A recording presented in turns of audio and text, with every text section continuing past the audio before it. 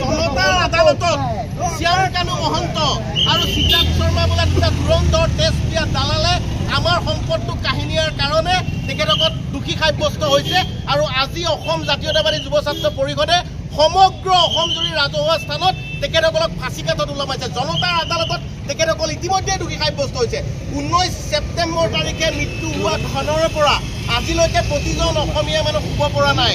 সেয়া আপুনি সামাজিক মাধ্যমতে হওক, সভা মাধ্যমতে হওক, বৈদ্যুতিন মাধ্যমতে হওক, সকলোতে খালি জুবিন দাৰ চৰ্চা আৰু জুবিন দাক ন্যায় পাব লাগে বুলি তেখেতসকলে আমি কৈ আহিছোঁ। সেয়েহে আমি প্ৰতিদিনতে এটা কথা উপলব্ধি কৰিছোঁ যে ন্যায়ালয় বিচাৰাধীন এই বিষয়টো ন্যায়ালয়ে কঠোৰতকৈ কঠোৰতম শাস্তি প্ৰদান কৰিব। আমাৰ ন্যায়ালয়ৰ ওপৰত বিশ্বাস আছে, কিন্তু অসম জাতীয়তাবাদী যুৱ ছাত্ৰ পৰিষদে যেনেকৈ জনতাক বিশ্বাস কৰে, সেয়ে জনতাৰ আদালতত দোষী সাব্যস্ত হোৱা হেতুকে সিদ্ধাৰ্থ শৰ্মা এইফালে আৰু শ্যাম কানু মহন্ত এইফালে দুয়োকে আজি ফাঁচী কাঠত ৰাজহুৱাভাৱে ওলমাই দিয়া হৈছে।